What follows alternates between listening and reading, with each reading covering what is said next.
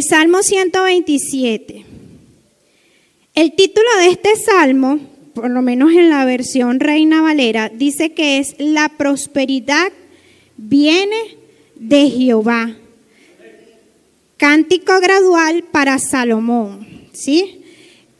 O sea que nos está diciendo que lo que está dentro de este capítulo nos va a hablar acerca de la prosperidad. Y el versículo 1 inicia de la siguiente forma: si Jehová no edificare la casa, en vano trabajan los que la edifican. Si Jehová no guardare la ciudad, en vano vela la guardia. Por demás es que os levantéis de madrugada y vayáis tarde a reposar, y que comáis pan de dolores, pues que a su amado dará Dios el sueño. He aquí, herencia de Jehová son los hijos, cosa de estima el fruto del vientre. Como saetas en mano del valiente, así son los hijos habidos en la juventud.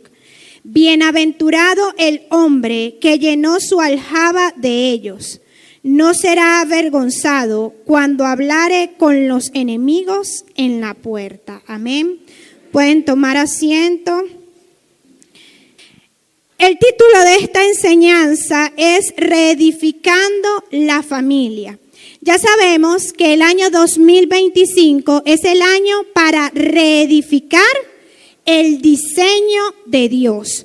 Cuando uno quizás se pregunta, pero ¿cuál es el diseño de Dios? Dios, en el principio, hubo un diseño, hubo un fundamento que de alguna manera con el paso del tiempo se ha desvirtuado. Entonces eso es lo que vamos a hablar el día de hoy, acerca de ese diseño original. Entonces, cuando nosotros hablamos de reedificar, ya sabemos que es volver a edificar lo que está destruido. Quiere decir que hay algo que se ha destruido. ¿Qué creen ustedes que está destruido? ¿Qué se ha destruido? Y quiero que podamos leer en Mateo, capítulo 7.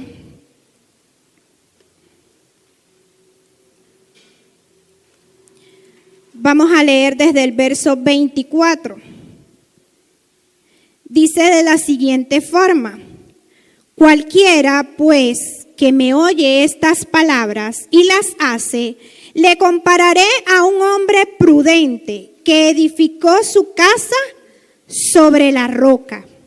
Descendió lluvia y vinieron ríos y soplaron vientos y golpearon contra aquella casa, y no cayó porque estaba fundamentada sobre la roca. Pero cualquiera que me oye estas palabras y no las hace, le compararé a un hombre insensato que edificó su casa sobre la arena, y descendió lluvia y vinieron ríos y soplaron vientos y dieron con ímpetu contra aquella casa, y cayó y fue grande su ruina. El Señor en este año 2025 nos está hablando de que hay algo que está en ruinas, de que hay algo que se ha destruido, hay algo que se ha desvirtuado, hay algo que ha perdido el propósito para el cual fue diseñado.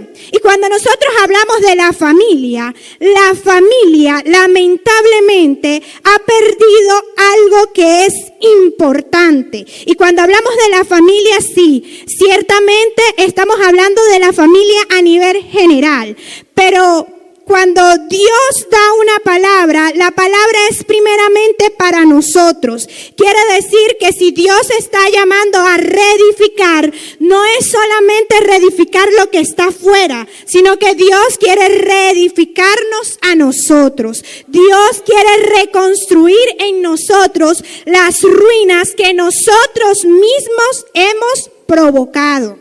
¿Por qué? Porque nuestra insensatez nos ha llevado de alguna manera a construir nuestra casa en la arena en lugar de la roca o la piedra. Entonces, cuando nosotros hablamos del diseño original o lo que está destruido, que es ese diseño original, Dios nos está diciendo de que debemos reedificar los principios, debemos reedificar los fundamentos. Cuando nosotros hablamos de principios, el significado de principio es fundamento. Por eso, en esta palabra en Mateo 7:24, nos están hablando del fundamento sobre el cual nosotros edificamos la casa. Y como leíamos en el Salmo 127, dice que si Jehová no edifica la casa, en vano trabajan los que la edifican.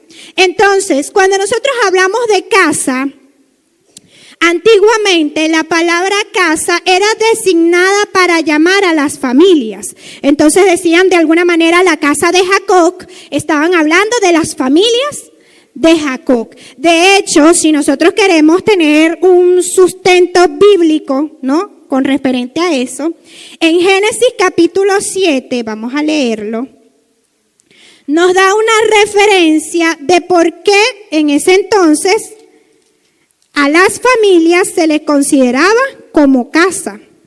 Entonces Génesis capítulo 7, versículo 1, dice de la siguiente manera: dijo luego Jehová a Noé, entra tú y toda tu casa en el arca, porque a ti he visto justo delante de mí en esta generación. Es decir, que Dios le está diciendo a Noé, entra tú y toda tu casa. Cuando Dios se refiere a la palabra casa, no se refiere a una estructura física, sino que le está diciendo, entra tú con tu familia, ¿sí? Entonces, cuando el Salmo 127 nos dice, si Jehová no edifica la casa, nos está haciendo referencia de que si Dios no es el que edifica nuestra familia, en vano estamos edificando, en vano estamos trabajando. Y quizás uno pudiera decir, bueno, pero yo soy cristiano, yo tengo a Dios y obviamente Dios es el encargado de edificar mi casa. Pero una cosa es que tú tengas a Dios y otra cosa muy distinta es que le permitas a Dios que edifique tu casa, ¿sí? Porque muchas veces decimos, yo acepté a Dios en mi vida, pero no permitimos que Dios haga la obra en nosotros. No permitimos que Dios quite lo que tenga que quitar de cada uno de nosotros. Entonces, cuando nosotros hablamos de principios, ciertamente los principios es el primer momento de la existencia de una cosa.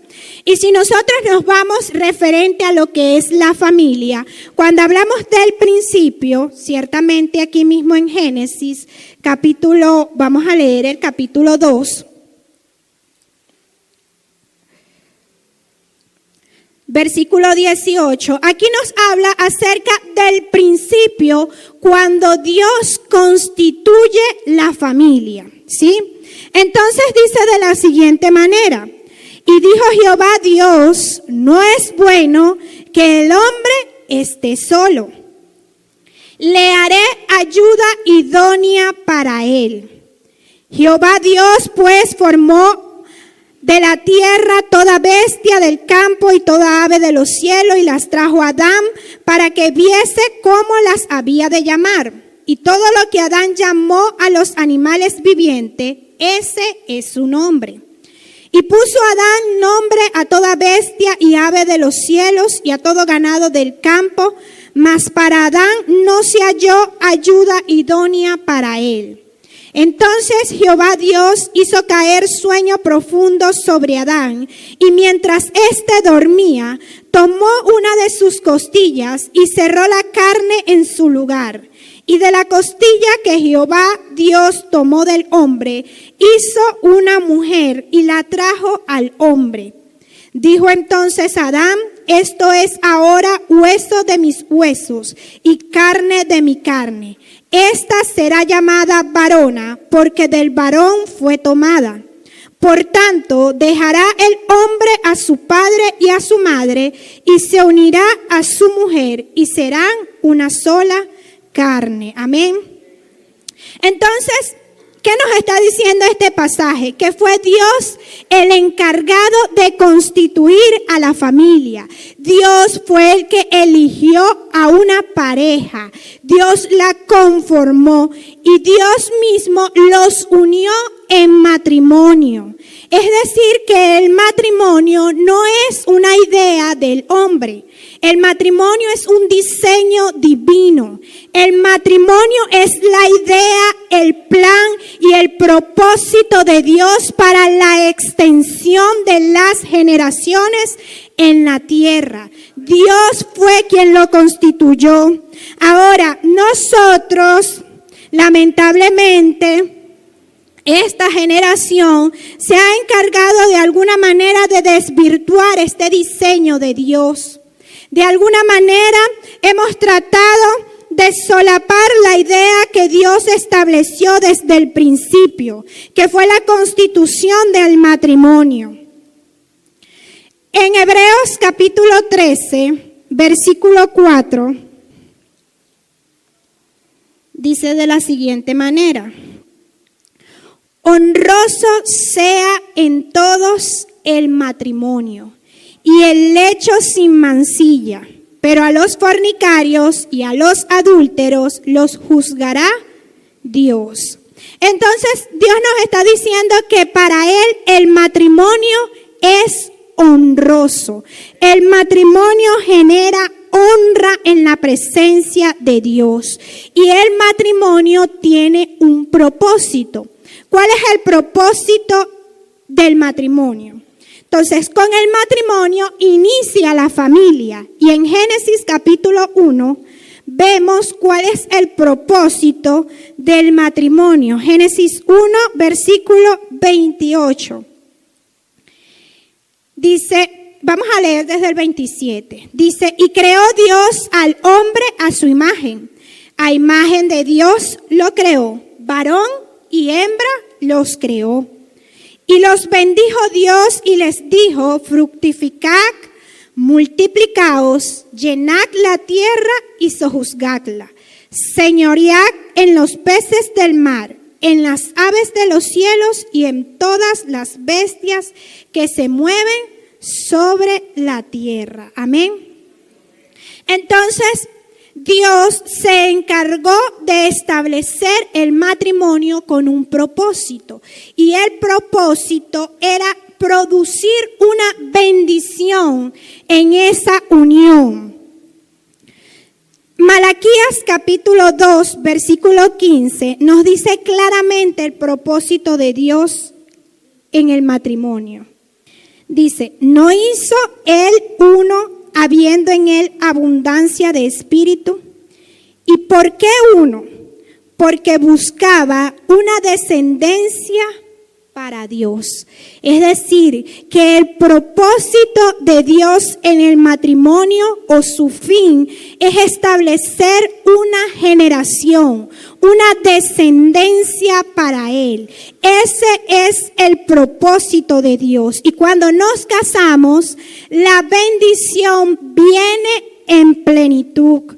Por eso Dios nos está llamando a que la familia pueda ser reedificada, que la familia pueda volver al diseño original, que pueda experimentar la bendición que Dios derrama sobre el matrimonio. Entonces leíamos allí en Génesis 1:28 que Dios dio una bendición al matrimonio. Y la primera bendición que Dios le da es la fructificación. Dios le dice a Adán, le dijo que le había dado, los bendijo y les dijo: fructificad. Y cuando nosotros hablamos de fructificación, lo traducimos como fruto. Dios nos está diciendo que desea que de la unión del matrimonio se produzca un fruto. Y el fruto que Dios está esperando del matrimonio es la santidad. Cuando Dios creó a Adán y a Eva, Dios los creó con pureza. Dios los creó con ese nivel de intimidad que ellos podían tener con Él. Es decir, que Adán y Eva tenían la libertad completa de poder acercarse a Dios. Dice que cuando Dios los creó y los colocó en el huerto, Dios mismo se paseaba en el huerto. Es decir, que la pareja tenía acceso a la presencia de Dios. Ellos tenían acceso a esa presencia.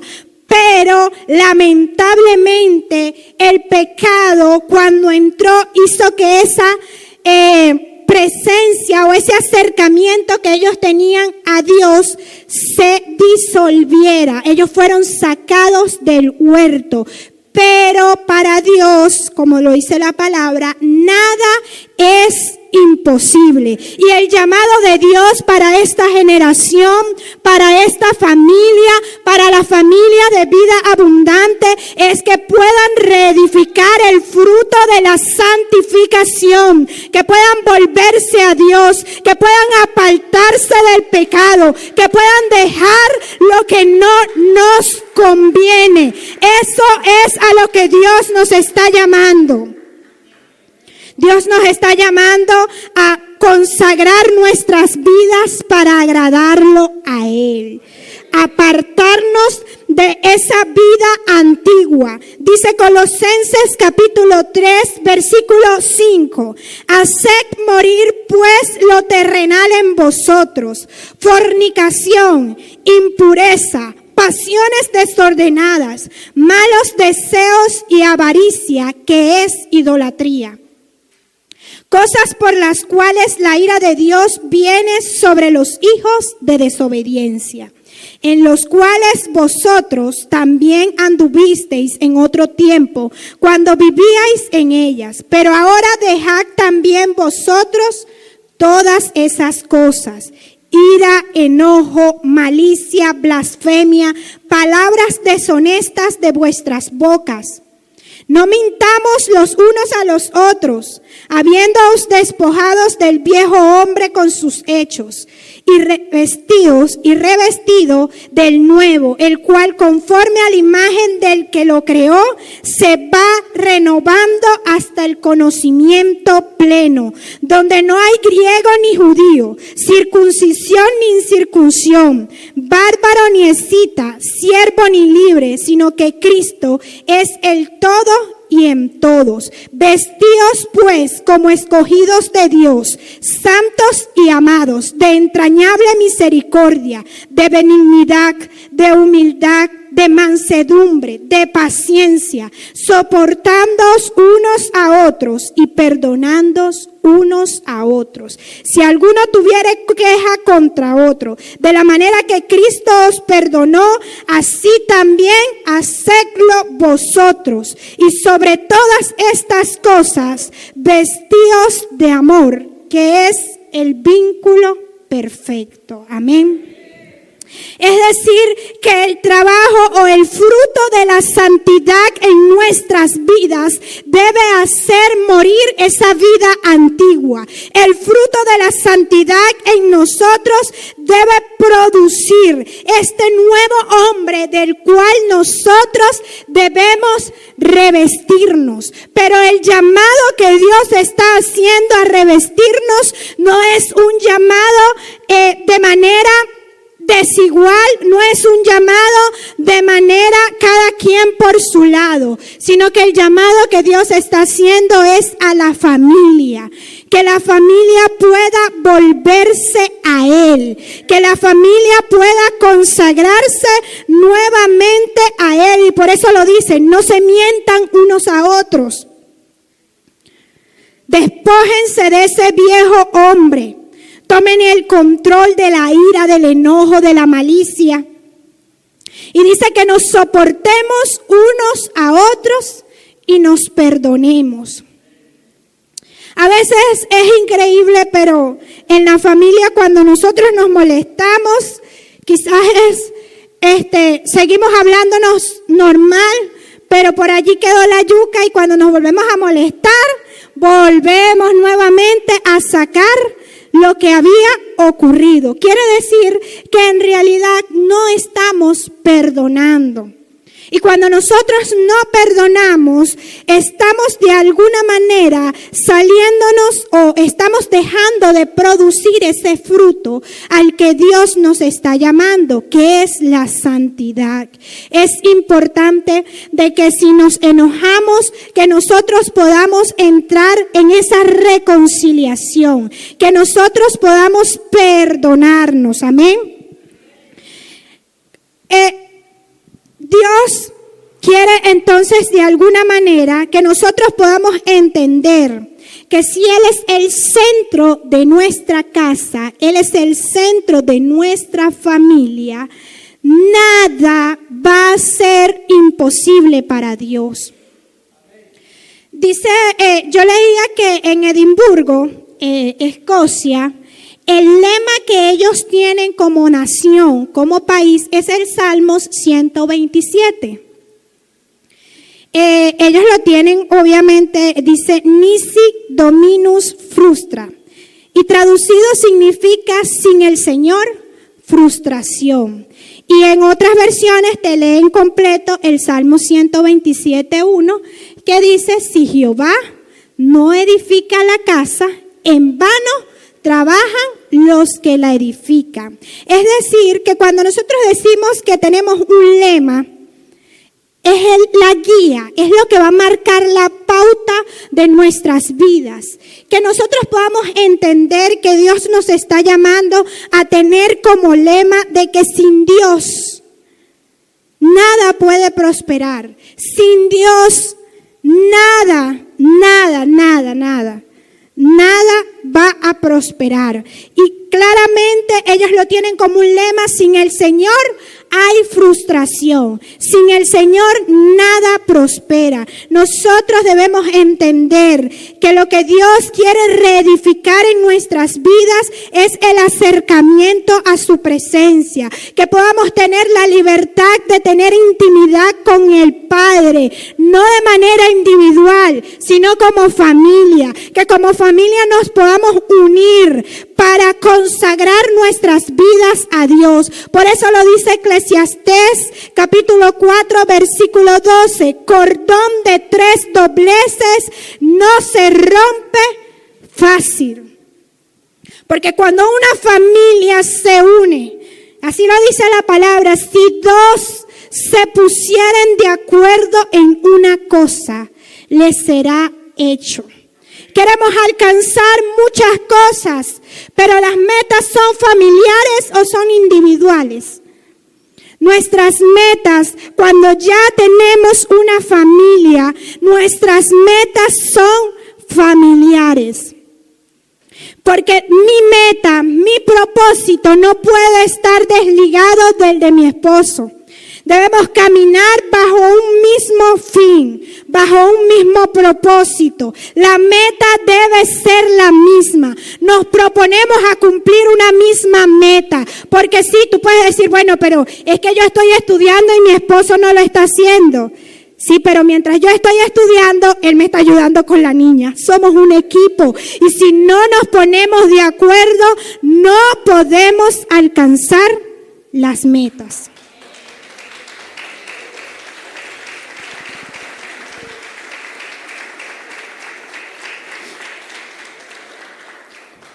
La obra del hombre no vale nada sin la bendición de Dios. Ninguna construcción tiene éxito si no tenemos a Dios. Y claro es el ejemplo de lo que ocurrió cuando el pueblo decidió construir una torre. Ellos decidieron construir una torre, pero sacaron a Dios de la ecuación. Y lamentablemente, quizás ellos cuando vieron ya pusimos el fundamento, vamos subiendo, no sé por qué piso irían. Y ellos quizás no las estamos comiendo, no. Y quizás muchas veces a nosotros nos ocurre de esa manera. Comenzamos a ver la bendición, comenzamos a ver el fruto, entre comillas, pero sacamos a Dios de la ecuación tarde que temprano. Esa obra se va a venir abajo. Y no es porque estemos maldiciendo, no. Es porque así está establecido. Así está establecido en la palabra. Y cuando nosotros descuidamos el principio, cuando nosotros sacamos a Dios y lo dejamos a un lado, esa obra no va a terminarse. Por eso Dios nos está llamando a que nuevamente como casa, como familia, nos levantemos a edificar la casa teniendo a Dios de nuestro lado, teniendo a Dios trabajando con nosotros en esa construcción. Y te lo aseguro que en todo lo que hagas, en todo lo que emprendas, tendrás éxito. Entonces Dios quiere reconstruir o reedificar la santidad, que no lo saquemos a Él de nuestra ecuación, que podamos entender que la obra que pueda realizar nuestras manos no vale nada si no tenemos a Dios. Y quizás uno dirá, bueno, pero yo tengo a Dios, sí. Pero muchas veces en el camino dejamos a Dios a un lado. Y leía yo Isaías capítulo 58. Y en esta versión nos habla, el título dice el verdadero ayuno. Pero cuando uno lee la Nueva Traducción Viviente, dice la falsa adoración. Y cuando yo leía eso, yo decía, pero ¿será que es el mismo capítulo? Ya va, me confundí, volví otra vez de nuevo a buscar el libro. Y entonces yo, no, es el mismo, Isaías 58. La falsa adoración. Y en la Nueva Traducción Viviente, lo voy a leer como dice allí el capítulo 58. Miren lo que dice. El título es verdadera y falsa adoración. Grita con la voz de un toque de trompeta. Grita fuerte, no seas tímido. Háblale a mi pueblo Israel de sus pecados. Sin embargo, se hacen los piadosos. Vienen al templo todos los días y parecen estar encantados de aprender todo sobre mí. Actúan como una nación justa que nunca abandonaría las leyes de su Dios. Me piden que actúe a su favor, fingiendo que quieren estar cerca de mí. Cuando yo leía eso, yo decía, wow, Señor, porque muchas veces venimos a este lugar fingiendo que realmente queremos conocer de Dios. Y quizás usted dice, bueno, pero es que yo no vengo aquí obligado. Sí, ciertamente no venimos obligados. Pero cuando nosotros decimos que fingimos esta falsa adoración a Dios, quizás usted dice, bueno, lo voy a hacer porque me están diciendo que lo hagan. Voy a hacer esto porque me lo están pidiendo. Cuando tú haces eso, es porque estás buscando agradar al hombre y no agradar a Dios. Es Dios quien está demandando de ti. Es Dios quien te está pidiendo a ti que lo busques. Es Dios quien te va a bendecir. Es Dios quien va a hacer la obra en tu vida. Y cuando tú pones a Dios en primer lugar, Dios lo sabe. Dios sabe las intenciones con las que tú vienes a este lugar.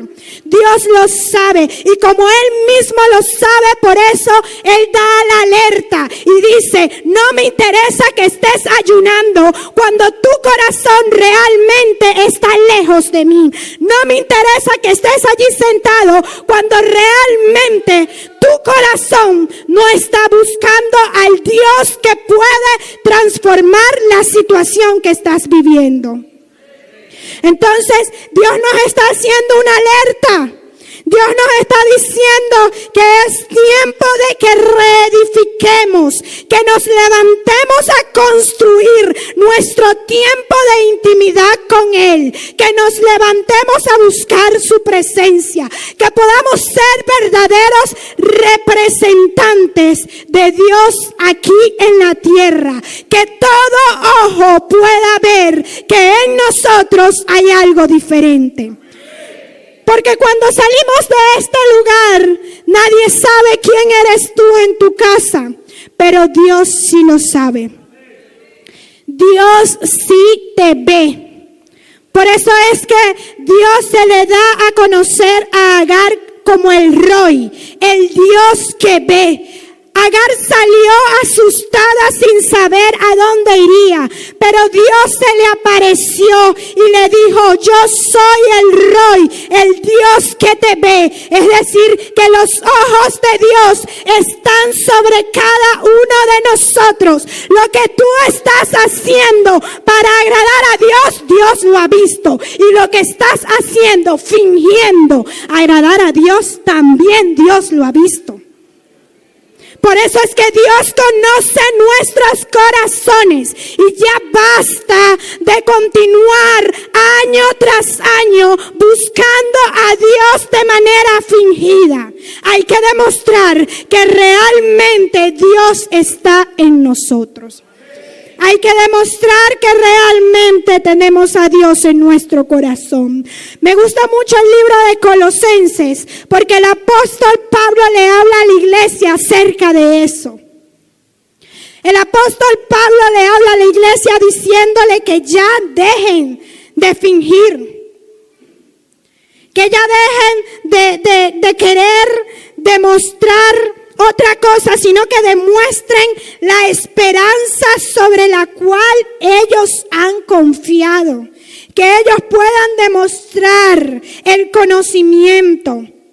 Que ellos puedan demostrar la sabiduría espiritual que han recibido. Y por eso en el versículo 23 del capítulo 1 de Colosenses, el apóstol Pablo les dice lo siguiente: si en verdad permanecéis fundados y firmes en la fe y sin moveros de la esperanza del evangelio que habéis oído, el cual se predica en toda la creación que está debajo del cielo, del cual yo, Pablo, fui hecho ministro. El apóstol Pablo les está diciendo a ellos: permanezcan fundados, permanezcan firmes en la fe, porque sí, este camino no es fácil. No es fácil cuando de alguna manera tú intentas agradar al hombre, pero cuando tú intentas agradar a Dios, cuando tú buscas es agradar a Dios, ciertamente se cumple lo que dice la palabra, que ligera es la carga.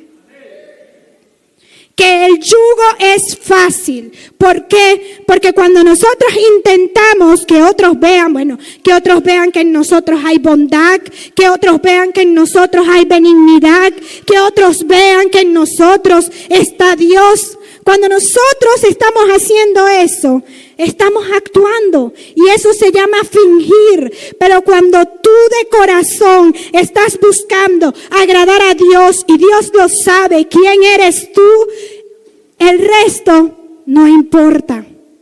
Y con esto no estoy queriendo decir que no me va a importar cómo trato a los demás, no, porque Dios te hace una advertencia clara. Él lo dice y lo leímos en Colosenses: vestíos de amor. Y cuando nosotros estamos vestidos de amor, todos pueden ver al Dios que ha depositado su amor en nuestras vidas. A través de nosotros todos pueden ver a Dios. Entonces, Dios nos está llamando a reedificar la santidad, pero allí mismo en Génesis capítulo 1, Dios le dice que la bendición que le entregó a la familia es la multiplicación, y la multiplicación se produce producto de un trabajo en equipo. Es decir, que para que pueda existir un fruto, un hijo, la pareja se tuvo que poner de acuerdo, ¿cierto? Eso ya lo sabemos. No voy a dar clase de biología. Entonces, así como lo es en lo natural, así mismo debe ser en lo espiritual. Nosotros debemos trabajar en equipo, con nuestra familia. Y el éxito está siempre en trabajar en equipo. Si Eva le hubiese contado a su esposo lo que ella experimentó cuando Satanás vino a tentarla, la historia hubiese sido otra. ¿Por qué? Porque si ella hubiese tenido la libertad de trabajar en equipo, dice, no, yo no puedo tomar una decisión sola. Yo voy a consultar con mi esposo. Yo voy a consultar con mi esposa. Pero muchas veces nosotros en la autoridad que Dios nos ha dado, tomamos decisiones por la familia, sin tomar en cuenta a nuestros esposos o a nuestras esposas. Y Dios quiere que este trabajo o este fruto o esta bendición de la multiplicación que se da producto del trabajo en equipo sea reconstruida este 2025. Que puedas trabajar en equipo con tu esposa, que puedas trabajar en equipo con tu esposo, que los dos puedan tener un mismo sentir, que los dos puedan caminar en pro a lo que se han propuesto. Entonces, dice la palabra, cuando leemos, ya les voy a decir, Nehemías, cuando Nehemías habla acerca de la reconstrucción, Nehemías hace algo clave. En el capítulo 4 dice que los enemigos se oponen a la reconstrucción. Cuando tú y yo tomamos la decisión de hacer las cosas como Dios quiere que la hagamos, vamos a encontrar oposición. Sin embargo, Dios te da la respuesta aquí mismo. Dice Nehemías capítulo 4. Cuando Sanbalat se enteró de que estábamos reconstruyendo la muralla, se enojó muchísimo, se puso furioso y se burló de los judíos, diciendo ante sus amigos y los oficiales del ejército de Samaria, ¿qué cree este que está haciendo este pobre y debilucho grupo de judíos? ¿Acaso creen que pueden construir la muralla en un día por tan solo ofrecer unos cuantos sacrificios? ¿Realmente creen que pueden hacer algo con piedras rescatadas de un montón de escombros y para colmo piedras calcinadas? O sea, Sanbalat comienza a burlarse, ¿no? ¿Qué creen ellos? Yo recuerdo en una oportunidad, Dios me estaba pidiendo que cambiara algo. Ahorita, no sé, tantas cosas que ya Dios ha cambiado. Pero en ese momento, yo dije, ¿cómo yo voy a dejar de ser así si ya todo el mundo me conoce así? Pero esa es la voz del enemigo, el orgullo que me estaba diciendo, ¿ya para qué vas a cambiar? ¿Ya para qué vas a hacer algo diferente? Entonces, de esta misma manera, Sanbalat comenzó a hablarle a Nehemías y al pueblo de Israel. ¿Para qué van a hacer ellos algo? Ellos creen que pueden hacer algo con esas piedras rescatadas que además están calcinadas. Pues Sanbalat no sabía lo que nosotros sabemos, que la palabra de Dios dice en 1 de Pedro 2:5 que tú y yo somos piedras vivas, que tú y yo somos piedras rescatadas por Dios, la piedra viva, la piedra angular, la que es donde cual estamos cimentados. Por eso Jesús le dijo a Pedro, Pedro, sobre ti, sobre esta piedra edificaré mi iglesia. Y es una relación a lo que Dios nos está llamando a nosotros a hacer. Nosotros somos esas piedras vivas. Nosotros somos esas piedras rescatadas. Sí, se ha arruinado la casa. Sí, se ha debilitado la familia. Sí, se encuentra en ruinas nuestra familia. Sí. Pero de allí, de los escombros, de lo calcinado, de lo que está destruido, de lo que está desboronado, Dios levanta piedras rescatadas. Dios levanta piedras vivas para construir un edificio, para agradarlo a Él. Dios va a levantar a las familias. Dios va a levantar tu familia. Dios va a levantar mi familia. Dios va a levantar nuestra casa. Y se hablará y se reconocerá en ellos. Hay algo diferente. Porque no importa lo que nos haya ocurrido. No importa cuán destruida se haya encontrado la familia. Lo que importa es lo que Dios va a hacer. Y Dios ha dicho que va a reedificar la muralla. Que va a reconstruir el muro, que va a levantar el edificio, que va a hacer algo en tu vida. Así que es tiempo de cerrar los oídos, de ignorar el comentario de Sanbalat, de Tobías y de cualquier enemigo que se quiera levantar en contra de lo que Dios quiere hacer en tu vida. Enmudece esa voz, enmudece esa voz. Entonces, Nehemías encontró oposición. Y dice que en ese momento Nehemías entendió algo clave. Y él dijo, bueno, yo aquí no voy a agradar al hombre, yo aquí voy a agradar a Dios. Y si ya Dios me dijo que lo levantara, yo lo voy a hacer. Entonces es tiempo de que no escuchemos lo que el enemigo quiera decir. Dios en un día puede hacer lo que en años hemos intentado hacer. Por eso es que cuando este hombre Sanbalat hace esa crítica y dice, ¿qué creen ellos que en un día van a reconstruir la muralla? Bueno, nosotros debemos responderle a él de la misma manera. ¿Qué crees tú? Que el Dios en el que nosotros creemos, que el Dios al que nosotros servimos es un Dios de balde.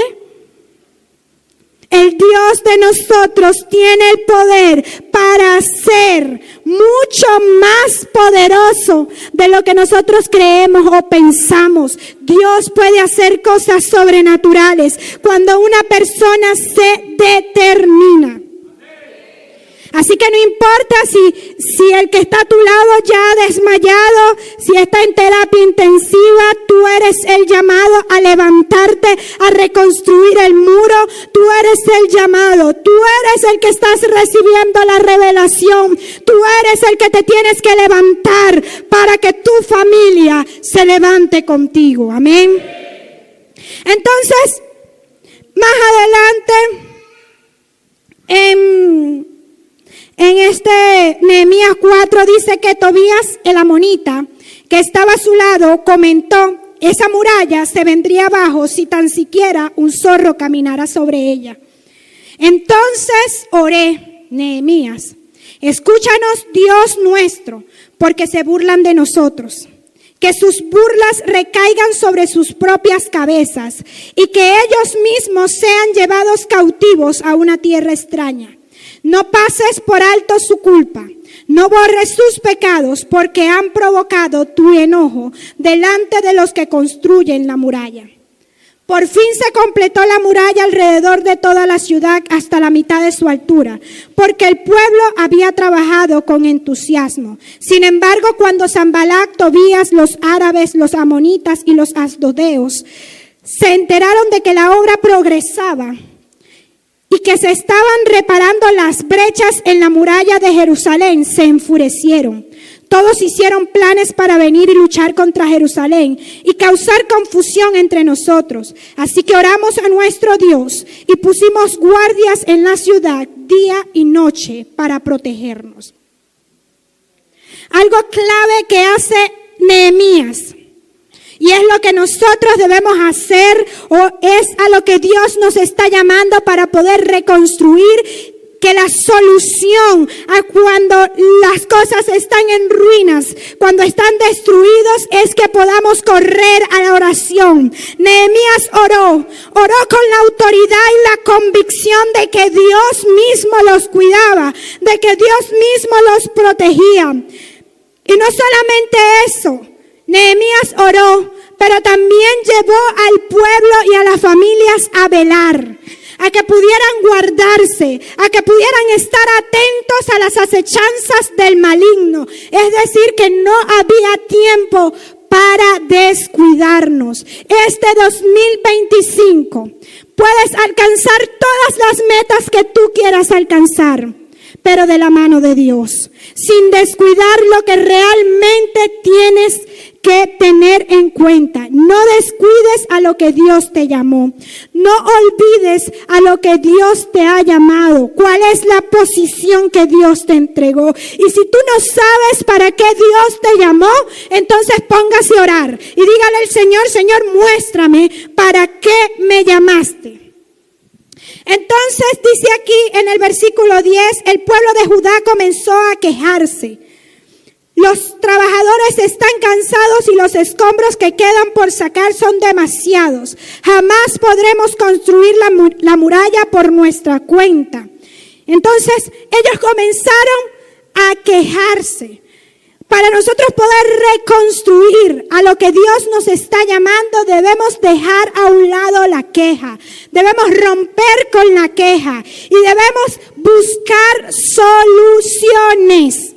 De nada nos sirve nosotros seguir hablando de cuáles son los problemas que hay, que tú no haces, que tú dejas de hacer, que tú hiciste, que no hiciste. No, busca la solución. Y algo claro allí. Dice que ellos empezaron a decir: no podemos construir esto por nuestra cuenta. Es que no es en tus fuerzas. No es en tus fuerzas. No es con espada ni con ejército. Es su espíritu.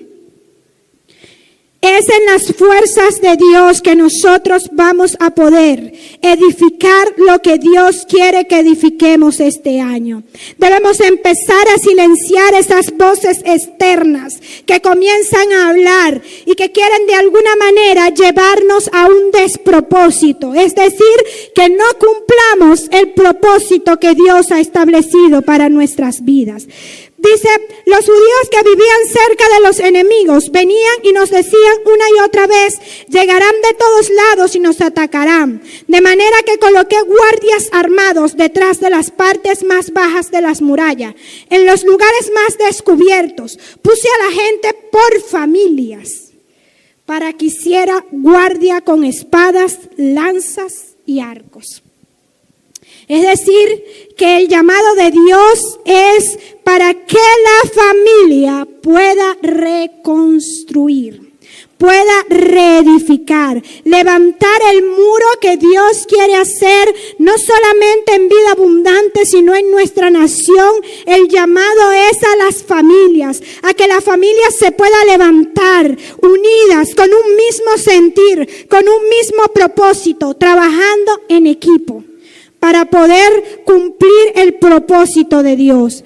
Dice que cuando nuestros enemigos se enteraron de que conocíamos sus planes y que Dios mismo los había frustrado, todos volvimos a nuestro trabajo en la muralla.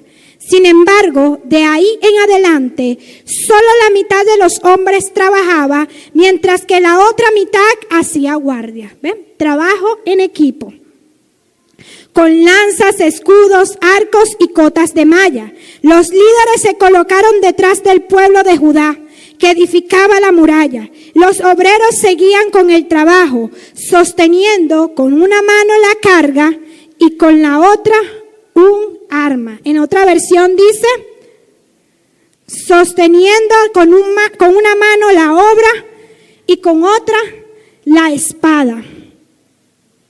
Entonces, debemos, para reconstruir este año la obra a la que Dios nos ha llamado como obreros calificados, debemos romper con la queja, buscar soluciones, silenciar esas voces externas que traen despropósito, quebrantar el desánimo que va a venir a tocar la puerta, pero entender que en el trabajo en equipo, mientras uno trabaja, el otro está haciendo guardias. Mientras uno trabaja, el otro está cuidando la espalda. Es decir, que no podemos descuidar nuestro trabajo en equipo. Y cuando Nehemías dice allí que él llamó a las familias, él está llamando a todos, él está llamando a las mujeres, él está llamando a los hombres, él está llamando a los hijos, él los está llamando a todos, él está llamando a mujeres que edifican, como lo dice Proverbios capítulo 31, la mujer sabia edifica su casa. Dios está llamando mujeres que edifican, que con una mano están haciendo la obra y con la otra llevan la espada. ¿Qué significa esto? ¿Cuál es la obra que Dios te está pidiendo construir? La obra que Dios está pidiendo reconstruir en este día, el llamado de Dios es que puedas reconstruir tu familia al diseño original. Entonces, con una mano tú tienes que cuidar y proteger a tu familia, y con la otra va la espada, que es la palabra. Con la palabra la corriges, con la otra vas a acariciarla, porque a veces como madres lo único que tenemos es la correa de un lado y la chola del otro. Y nos olvidamos de dar el cariño, el amor, el respeto, la comprensión. Que nuestros hijos también en nosotros puedan ver a Dios. Porque por eso vemos muchos hijos que se han apartado de Dios aún. Desde pequeños estaban aquí y ya no están. ¿Por qué? Porque hemos sido duros con ellos. Entonces, el llamado de la obra es con una mano poder edificar la obra y con la otra mano va la palabra. No podemos descuidar lo que la palabra de Dios establece, pero también debemos demostrar el amor de Dios a nuestros hijos. Que nuestros hijos vean también a Dios en nosotros. Y que no se cumpla ese dicho que dice que somos luz para otros y oscuridad para los de la casa. Entonces, que eso no se cumpla. Que esa generación que fue dañada, que fue herida, que fue maltratada, que nosotros estamos hoy a tiempo. Porque de las ruinas, de las cenizas, de los escombros, Dios está sacando piedras rescatadas para que empiecen a hacer las cosas como Dios quiere que las hagan. Amén. Entonces, hombres sacerdotes que bendicen. Nehemías llamó a estos hombres que bendicen. Le comentaba ayer mientras orábamos, el Señor traía a memoria de que muchas veces como hombres, y lo digo porque en mi casa también he escuchado esa expresión, ¿no? Le dicen a la mujer, pero es que tú eres la profeta, habla, profetiza, di. Sí, es verdad. Dios nos llamó y nos colocó a nosotros como profetas.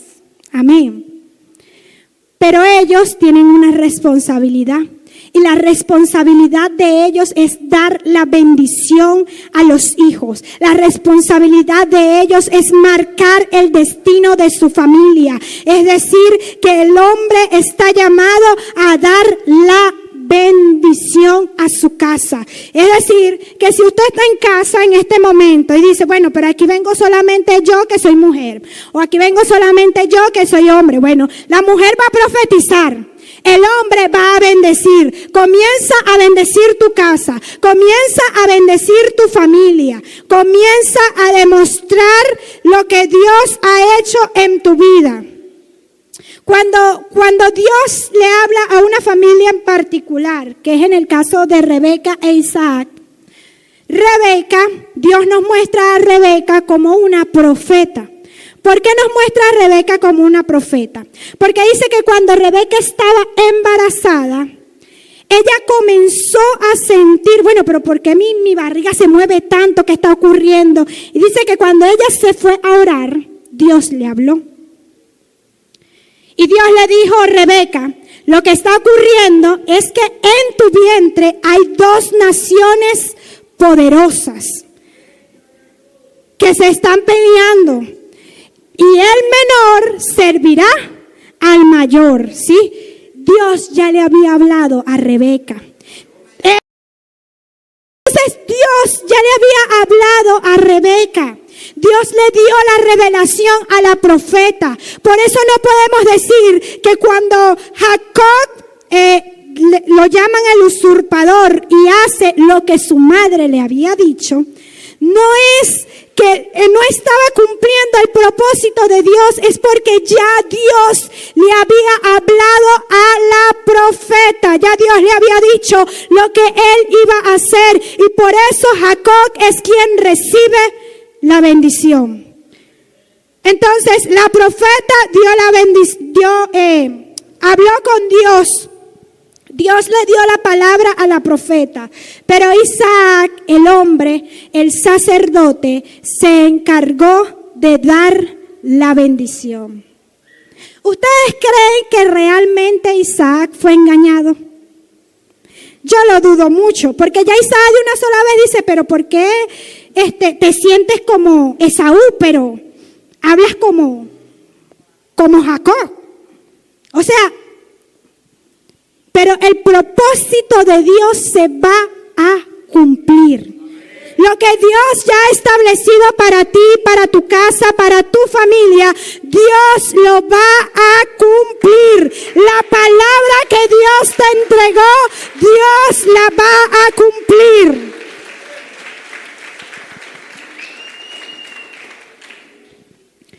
Y los hijos, como lo dice en el Salmo 127, son las saetas. Los hijos son la extensión. Son la extensión de los padres. Nosotros nos encargamos de dirigirlos. Nosotros nos encargamos de guiarlos. Nosotros nos encargamos de tensar el arco para dispararlos, para que ellos lleguen más lejos de donde nosotros hemos llegado. Por eso nuestro llamado como familia es velar por la bendición que Dios nos ha entregado. Dios te entregó la bendición de fructificación. Dios te entregó la bendición de multiplicación, pero también te entregó la bendición de señorear, que esto es autoridad. Dios te ha dado la autoridad. Amén. En tus manos está la autoridad. Y quiero, para culminar, que puedas entender que Dios está llamándonos a reedificar la santidad, a reedificar el trabajo en equipo y a reedificar la autoridad. Que nosotros podamos entender que con Dios de nuestro lado podemos conquistar lo que queremos. Que nosotros podamos entender que con Dios de nuestro lado no vamos a fracasar. Y quiero leerles lo que dice Primera de Timoteo, capítulo 3, versículo 15. Primera, ya me vine a segunda. 3:15. Para que si tardo, sepas cómo debes conducirte en la casa de Dios, que es la iglesia del Dios viviente, columna y baluarte de la verdad. Dios nos está diciendo que debemos entender cómo debemos conducirnos en la casa de Dios. Pero tú eres casa de Dios. Tú eres la columna, tú eres el baluarte que Dios está llamando. Tú eres el que te tienes que levantar y tomar la decisión sobre quién vas a edificar tu familia, sobre qué vas a edificar tu casa. Amén.